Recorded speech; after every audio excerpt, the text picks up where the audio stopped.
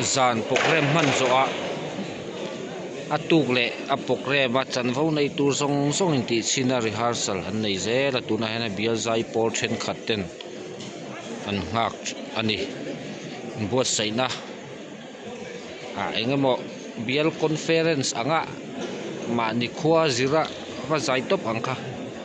heng lian thama general huap anga chon ani to lowa ti hian ami zoa hian drama te musical drama solo khang tiang song khan nai rehearsal nei le fik do ni chu lai boi pui tu te du dan to nia ti mai chini to lo ni laya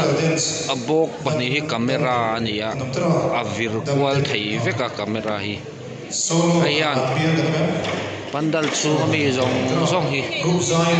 ha ala vek thei do ni lama thu te po a hnung lama te po ha vek thei do ni la hi technical ho live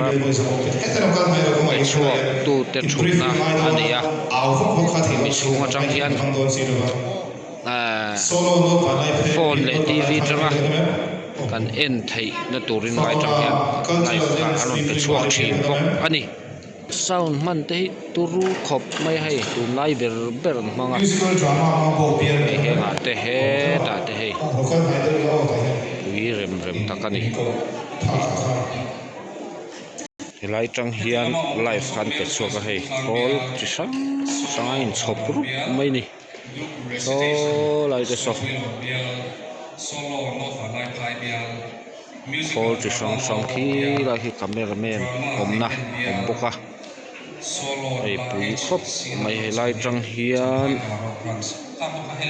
live khan an ke chuak a tia takin huna tangin tv ate phone ate tu pa te kan lo en thei pha ta thina ni hei ai chop nok purut mai ni he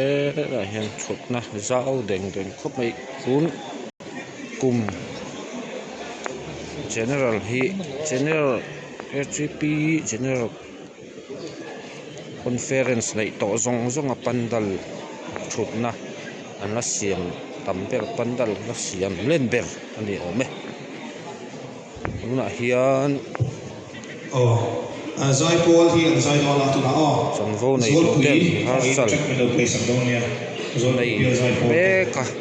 an zel tu te pok an omani hian phule ve